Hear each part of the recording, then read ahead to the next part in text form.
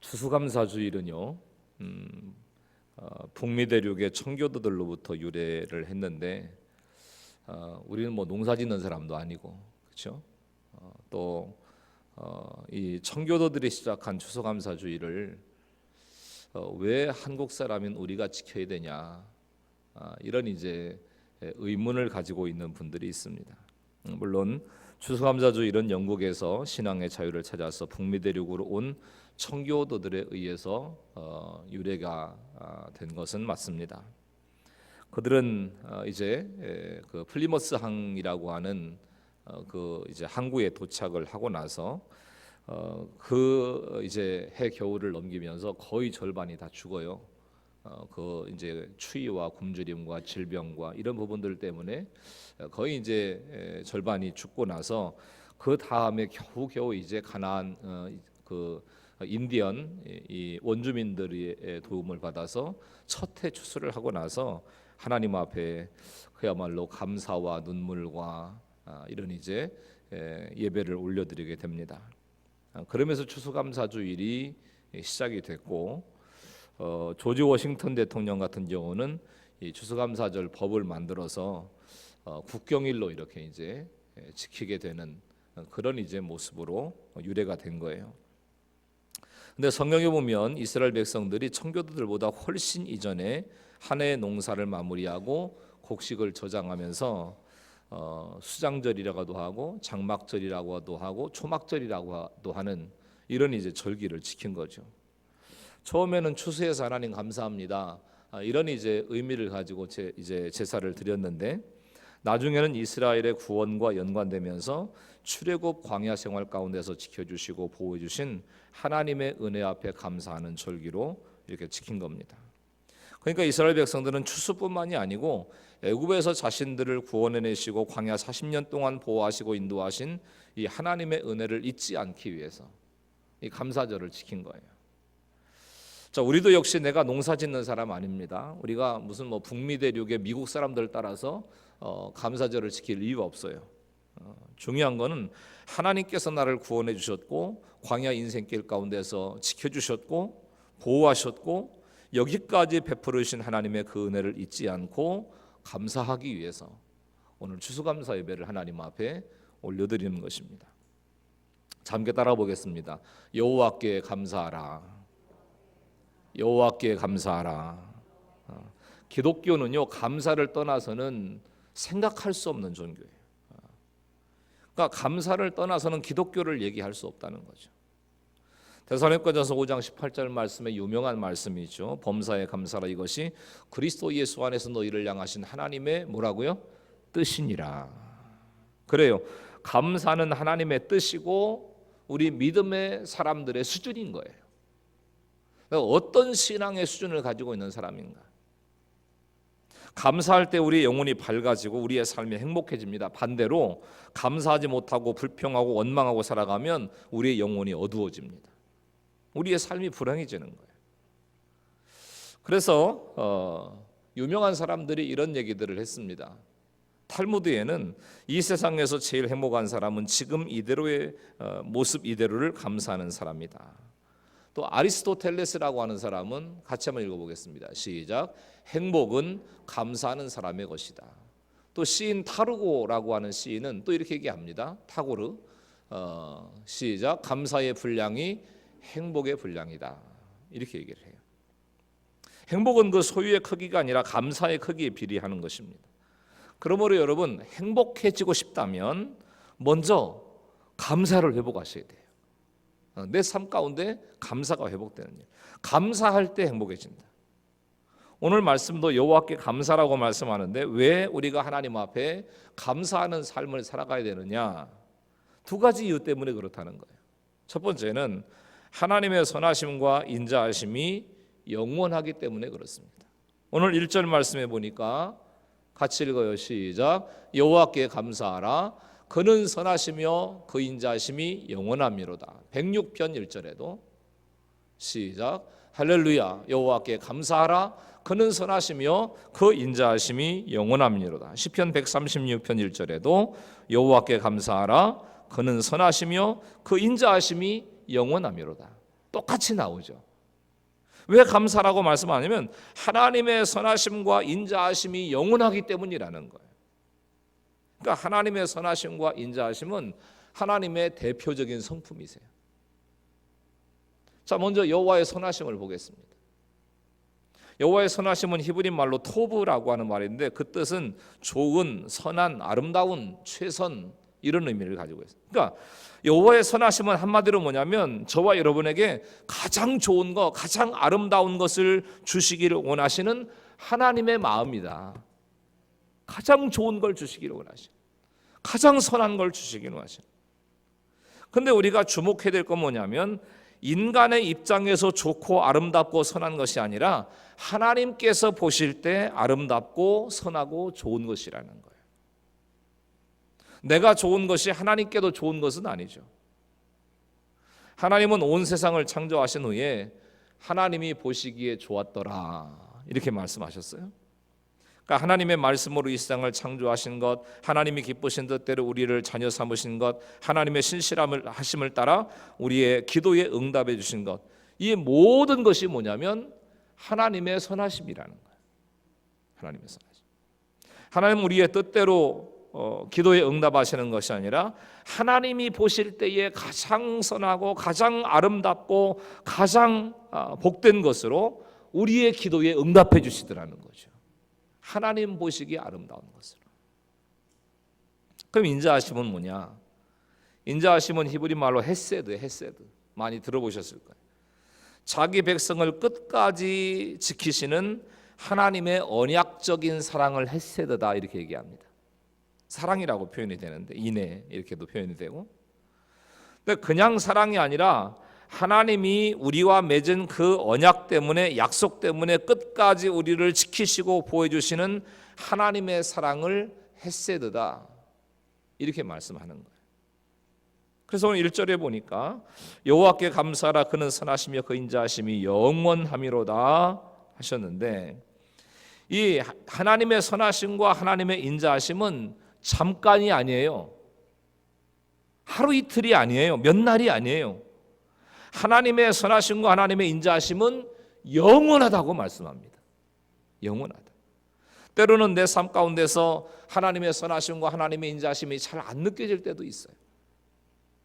어떤 때는 심지어 하나님 나를 잊어버리셨나? 하나님 나를 버리셨나?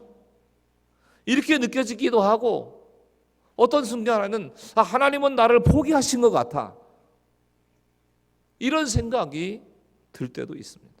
그런데 중요한 것은 그럼에도 불구하고 나를 향한 하나님의 선하심과 하나님의 인자하심은 어떻대요? 영원하시다는 거예요. 하루 이틀이 아니라는 거예요. 그럼 이스라엘 백성들은 언제 이 하나님의 선하심과 인자하심을 절실하게 깨달았을까요? 시편 107편은 이스라엘 백성들이 바벨론 포로 생활을 70년 동안 포로 생활을 하고 돌아와서 쓴 그런 시로 알려져 있어요.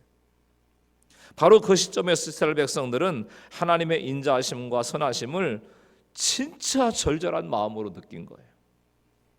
이스라엘 백성들은 거듭된 하나님의 경고에도 불구하고 우상을 숭배하고 도덕적으로 윤리적으로 타락했어요. 그래서 하나님께서 바벨론이라고 하는 나라를 도구로 사용하셔서 이스라엘 백성들을 징계하십니다.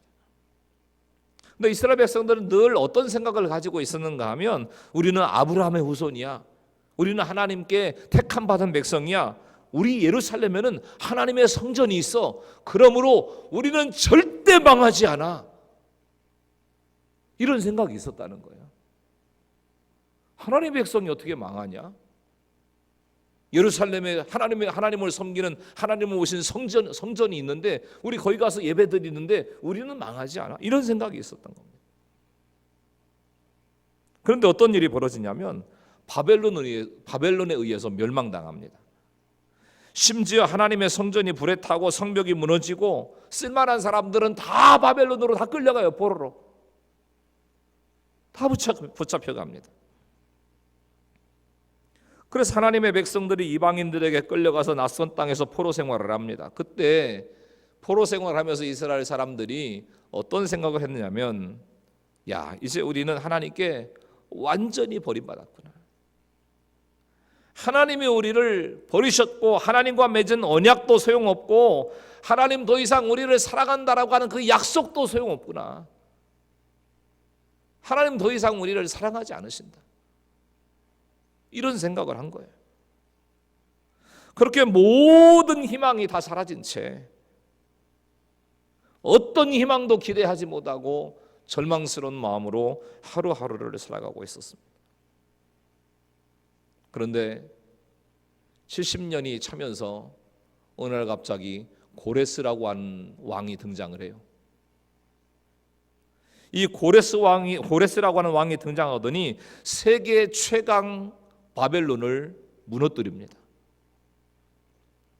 그리고 전권을 장악한 고레스 왕이 이스라엘 백성들을 향해서 너 이제는 포로 생활을 청산하고 너희의 고향인 예루살렘으로 돌아가라. 돌아가서 무너진 성벽을 재건을 하고 성전도 다시 세우고 그래서 믿음의 삶을 살아라. 기가 막힌 일이 일어난 거예요. 여러분 생각해 보십시오. 어떤 왕이 포로로 끌려온 사람들을 70년 만에 한두 사람도 아니고 한 민족을 자기 나라로 되돌려 보내면서 심지어 성전까지 회복하라고 필요한 자원들을 다 지원해주고 일꾼들을 지원해주고 이런 일이 있을 수가 있겠습니까? 있을 수 없는 일이 일어난 거예요.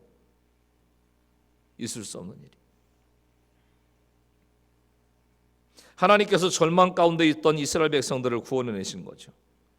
바벨론 포로로 끌려가서 어떤 희망도 가질 수 없었고 하나님께 완전히 버림받았다고 우리는 끝났다고 생각하고 있었는데 하나님께서 그야말로 극적으로 그들을 구원하신 거예요. 그리고 고국에 돌아가서 무너진 성벽과 성전을 재건하는 놀라운 은혜를 누린 것입니다. 어떻게 이런 일이 가능했을까? 그들이 고국 땅 예루살렘을 향해서 돌아오면서 이런 고백을 합니다. 우리는 꿈꾸는 것 같았도다. 그 얘기는 뭐냐면 이게 과연 꿈이냐 생시냐 분간이 안 될 정도예요. 그러니까 말도 안 되는 일이 일어난 거예요. 누가 생각을 해도 말도 안 되는 일이 일어난 겁니다. 어떻게 이런 일이 가능하냐? 하나님의 선하심과 인자하심이 70년 동안이 아니라 영원하시기 때문이다. 하나님의 선하심과 인자하심이 영원하기 때문에. 하나님은 유다 백성들이 하나님께 완전히 버림받았다고 생각하는 그 순간에도 그들을 향한 언약의 사랑을 거두지 않으신 거예요. 하나님은 자기 백성을 징계하셨지만 징계하시면서 하나님은 그들을 사랑하신 거예요. 그들이 고통하고 눈물을 흘리고 애절한 모습으로 기도하는 모습을 바라보시면서 함께 아파하시고 함께 눈물을 흘리시고 마침내 하나님의 징계 기간이 찼을 때에 하나님은 그들의 부르짖음을 들으셔서 그들을 고국에 돌아오게 하신 것입니다. 하나님의 선하심과 인자하심이 영원하다라고 하는 사실을 보여주신 거예요. 그때 그들은 하나님의 선하심과 인자심이 영원하다는 것을 깨달았습니다. 우리는 끝났다고 생각했는데, 우리는 하나님이 나를 버리셨다고 생각했는데, 하나님은 결코 나를 사랑하지 않으신다라고 믿었는데 하나님이 놀라운 은혜를 베풀어 주신 것을 바라보면서 그들은 뼛속 깊이 깨달은 거죠. 하나님의 선하심과 인자하심은 영원하구나. 이 깨달음이 오늘 저와 여러분 가운데도 있어질 수 있게 되기를 축복합니다. 이 사실을 평생 기억하며 살았던 한 사람이 있었어요. 다윗입니다. 다윗은 인생의 황혼에 자신이 살아온 인생을 회고하면서 시편 23편을 썼는데요. 6절 말씀에 이런 말씀이 있어요. 같이 읽습니다. 시작. 내 평생의 선하심과 인자하심이 반드시 나를 따르리니. 다윗처럼 파란만장한 인생을 산 사람도 드물 거예요. 푸른 초장과 잔잔한 시냇가의 삶도 있었지만 사망의 엄침한 골짜기를 거닐 때도 있었습니다. 사울은 천천히요, 다윗은 만만이다라고 하는 백성들의 칭송을 받고 명예를 얻은 적도 있었지만 장인 이제 사울과 또 아들 압살롬에게 배신당해가지고 너무 오랜 세월을 도망자의 신세, 목숨을 부지하고 살아가야 되는 이런 이제 쫓기는 삶을 살아야 됐던 것입니다. 그러나 이제 다윗은 고백합니다. 내가 지나온 모든 날들을 하나님이 인도하셨습니다. 어느 하루만이 아니라 내가 살아온 인생의 모든 날들을 하나님이 인도하셨습니다. 이렇게 고백하는 거예요. 그런데 그 인생의 모든 날들을 하나님께서 어떻게 인도하셨다고 말씀하는가 하면 내 평생에 선하심과 인자하심이 반드시 나를 따랐다. 그러니까 하나님의 선하심과 인자하심이 내가 일평생을 사는 동안 함께 하셨다는 거예요. 골리앗을 물리칠 때문 아니라 내가 사울왕에 쫓길 때에도 아들 압살롬에게 배신을 당해서 피난길에 올랐을 때도 하나님은 그의 선하심과 인자하심으로 나를 인도해 주셨다는 거예요. 심지어 내가 살인죄를 짓고 간음죄를 지었을 때도 하나님은 나단 선지자를 보내셔서 내 죄를 드러나게 하시고 눈물로 침상을 적시면서 회개하도록 하셨고, 그리고 다시 구원의 즐거움을 회복시켜 주시더라는 겁니다. 이게 바로 하나님의 선하심과 인자하심인 거예요. 그래서 우리도 여호와의 선하심과 인자하심 때문에 감사의 삶을 살아가야 될 줄로 믿습니다.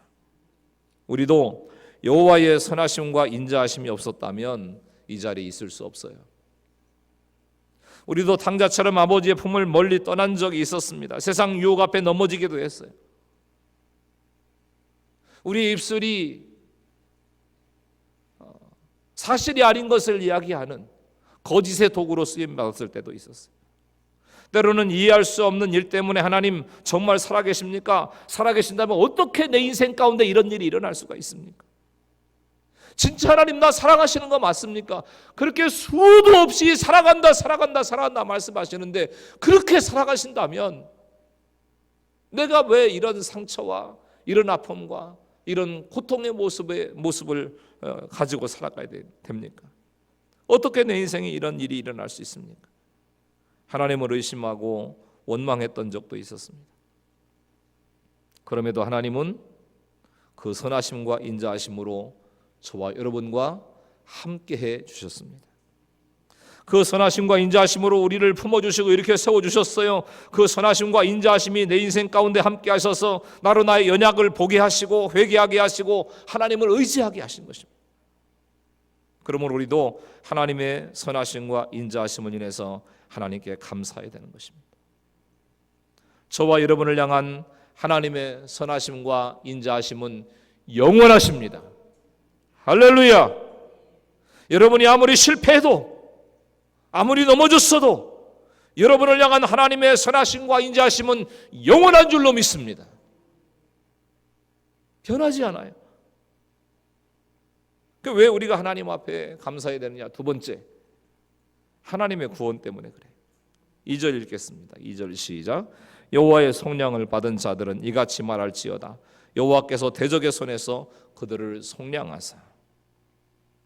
자, 대적의 손에서 속량하셨다는 것은 이스라엘 백성을 애굽에서 이끌어내셨다는 것을 말하고 70년 포로 생활에서 이끌어내셔서 자유와 해방을 주셨다라고 하는 것을 뜻하는데 이것을 속량이다 이렇게 얘기해요. 지난번에 우리 다니엘 기도할 때 이 속량이라고 하는 말씀을 막 따발총처럼 말씀하신 목사님이 계셨었죠. 예수전도단 강사였던 분. 이 속량이라고 하는 말은 노예 시장에서 노예를 매매할 때 사용하던 말이에요. 노예 매매할 때. 노예가 그 노예 신분의 멍에를 벗으려면 누군가가 그 노예의 값을 지불하고 그 노예를 사서 너는 이제 자유의 몸이다. 내가 속량했다. 그래서 이 노예를 위해서 지불된 값이 속량인 거예요. 노예를 위해 지불된 것. 근데 성경은 저와 여러분이 죄 사함을 받아서 구원받은 것을 속량이라고 말씀하시는데 에베소 1장 7절에 이렇게 말씀합니다. 같이 읽어요. 시작. 우리는 그리스도 안에서 그의 은혜의 풍성함을 따라 그의 피로 말미암아 속량 곧 죄 사함을 받았느니라. 그러니까 속량은 죄사함이라는 거예요. 무엇으로 말미암아 속량을 받았다고, 죄사함을 받았다고 말씀합니까? 그의 피로 말미암아, 예수님의 피로 말미암아. 예수님이 십자가에 흘리신 보혈의 피를 의미하는 거예요. 그러면 왜 그 피가 우리를 속량하고 우리를 구원하냐? 레위기 보면 피는 생명이라고 그랬어요. 피는 생명이다. 예수님은 당신의 생명으로 우리의 죄값을 지불하시고 우리를 구원하시고 살려내신 거예요. 우리를 구원하시고. 어떤 사람은 말합니다. 하나님이 사랑의 하나님이시라는데 어떻게 하나님을 안 믿는다고 지옥에 쳐넣을 수 있냐? 사랑의 하나님이면 끝까지 사랑해야지. 어떻게 심판을 하실 수 있냐? 하나님의 사랑을 말하면서 하나님의 심판을 부정하는 사람들이 있어요. 그러나 여러분 속지 마십시오. 하나님은 사랑의 하나님이시기도 하시지만 동시에 공의의 하나님이세요. 죄와 함께 갈 수 있는 분이 아니십니다. 그래서 하나님께서는 어떤 죄도 그냥 지나치시거나 은근슬쩍 넘어가시는 분이 아니세요. 어떤 죄든지 하나님은 그 죄에 대해서 진노하시고 심판하십니다. 그래서 우리가 하나님 앞에서 우리 죄를 사함받으려면 하나님의 진노와 심판을 받아야 되는데 그게 바로 죄값이에요. 죄값. 우리가 받아야 될 죄값은 뭐냐면 수치와 형벌과 영원한 사망이에요. 그냥 한순간 딸깍하고 죽는 죽음이 아니고 영원한 사망인 거예요. 그런데 죄 없으신 예수님께서 인간의 몸을 입고 이 땅에 오셨습니다. 그리고 저와 여러분의 모든 죄를 친히 담당해 주셨어요. 그게 뭐냐면 내가 담당해야 될 모든 수치와 조롱과 형벌을 예수님이 다 뒤집어 쓰신 거예요. 내 대신. 내가 써야 될 그 죄의 형벌을. 그리고 우리의 죄값을 치르기 위해서 십자가에 달리셔서 온갖 수치와 고통과 고난을 받으시고 지옥에서 우리가 당해야 될 영원한 형벌과 고통을 받으시고 죄값은 사망이기 때문에 마지막에는 죽임을 당하세요. 죽어야 돼요. 죽어야 해결이 돼요. 그러니까 내가 당해야 될 하나님의 진노의 심판을 예수님이 대신 당하신 거예요. 내가 십자가의 수치를 당하고 고난을 받고 형벌을 받고 죽음으로 내가 너의 모든 죄의 값을 완벽하게 지불했다. 이걸 십자가에서 마지막으로 말씀하셨는데 그게 테텔레스타이예요. 그 뜻이 뭐냐면 이제는 내가 모든 값을 지불했다. 모든 값을 다 갚았다. 우리의 죄값을 다 갚으신 거예요. 대신 하나님이, 예수님이. 하나님은 죄인된 나에게 쏟으셔야 될 그 진노의 심판을 당신의 아들인 예수 그리스도에게 쏟으신 것입니다. 그래서 예수님께서 나의 죄값을 완벽하게 청산하신 거예요. 그래서 예수님을 믿고 예수님을 의지하면 우리는 그 예수님의 의를 덧입게 되는 거예요. 예수님의 은혜로. 그래서 예수 믿는 저와 여러분이 모든 죄를 사함받게 되고 모든 죄와 죽음으로부터 자유함을 얻게 되는 것입니다. 이게 바로 내가 받은 구원이에요. 내가 받은 구원. 이건 내 힘과 내 노력과 내 소유를 가지고 이루어진 것이 아니라 전적으로 하나님의 은혜로 이루어진 사건이다. 하나님의 은혜 때문에.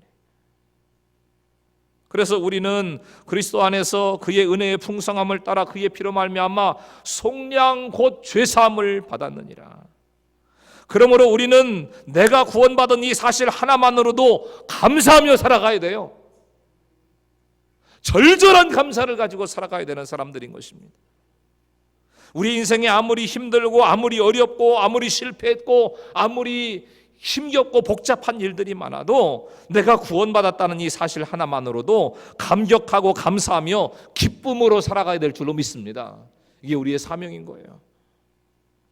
그래서 하박국 선지자는 모든 것이 사라진 상황 가운데서도 나는 구원의 하나님을 인해서 기뻐한다고 노래합니다.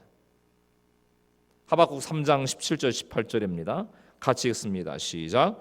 비록 무화과 나무가 무성하지 못하며 포도나무에 열매가 없으며 감람나무에 소출이 없으며 밭에 먹을 것이 없으며 우리 양이 없으며 외양간에 소가 없을지라도 나는 여호와로 말미암아 즐거하며 나의 구원의 하나님으로 말미암아 기뻐하리로다. 여러분, 하박국 선지자 이런 감사와 기쁨은 가진 게 넉넉해서가 아니잖아요. 다 없대잖아요.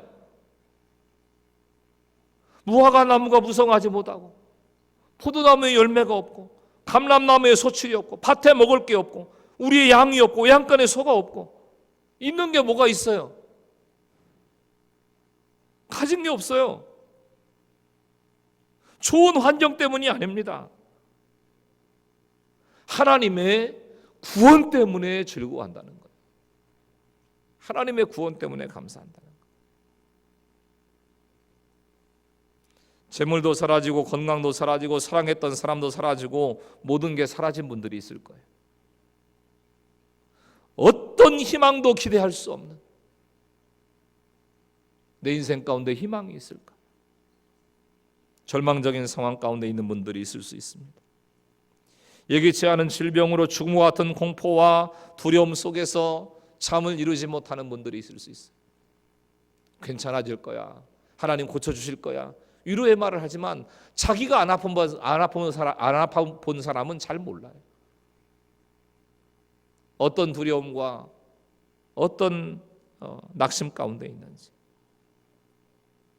그러나 우리 현실이 이렇게 어둡고 슬프고 어떤 희망도 보이지 않는 최악의 상황이라 할지라도 우리는 하박국처럼 나는 여호와로 말미암아 즐거워하며 나는 구원의 하나님을 인하여 기뻐하리로다.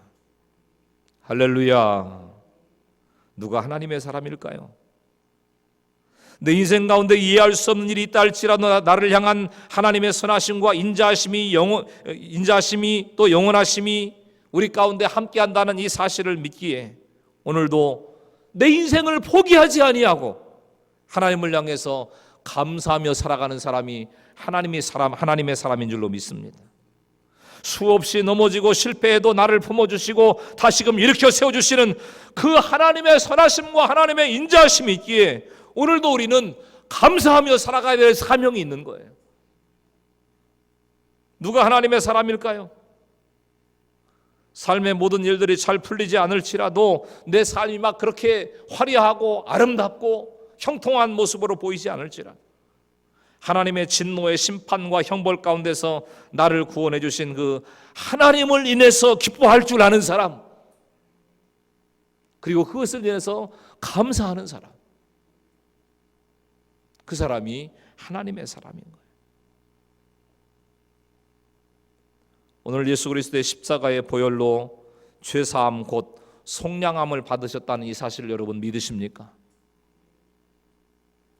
그렇다면 오늘 감사를 회복할 수 있기를 축원합니다. 하나님 감사합니다. 내일로 미루지 마시고 오늘 감사해야 되는 거예요. 무엇에 대한 감사를? 나를 구원하시고 속량하신 그 은혜를 향해서. 하나님 감사합니다. 하나님은 한 번도 소유의 넉넉함으로 행복을 말씀하지 않으셨어요. 너희가 1억을 소유하면 10% 행복할 거고, 너희가 5억을 소유하면 너희는 50% 행복할 거고, 10억을 소유하면 90% 행복할 거다. 이렇게 말씀하신 적이 없어요. 하나님이 말씀하시는 행복의 기준은 돈이 아니에요. 소유가 아니란 말입니다. 하나님이 말씀하시는 행복의 기준은 좋은 환경도 아니에요. 하나님이 말씀하시는 행복의 기준은 구원인 줄로 믿습니다. 너의 영혼이 구원받았냐 아니냐, 여기에 행복의 기준이 있다는 것. 신명기 33장 29절 말씀에 이스라엘이여 너는 행복한 사람이로다. 여호와의 구원을 너같이 얻은 백성이 누구냐. 오늘 우리 인생 가운데 문제가 많아도, 이해되지 않는 일이 있어도, 사건과 사고가 떠나지 않아도, 경제적인 어려움 가운데 있어도, 사람과 사람 사이에 관계 어려움이 있어도 내가 구원받은 게 확실하다면 내가 예수 그리스도의 십자가의 보혈을 통해서 모든 죄값을 예수님 대신 치르셨고 내가 속량받은 구원받은 사람이라는 사실이 확실하다면 저와 여러분은 행복한 사람인 줄로 믿습니다. 그게 행복인 거예요. 왜냐하면 하나님이 저와 여러분을 향해서 너는 행복한 사람이로다 말씀하시고 계시기 때문입니다. 하나님이 말씀하시는 행복의 기준은 바로 구원입니다. 여러분, 이 감사주일 하나님 앞에 감사를 회복하셔서 가장 행복한 인생을 살아가시는 우리 모든 믿음의 가족들이 다 되실 수 있기를 예수님의 이름으로 간절히 축원합니다.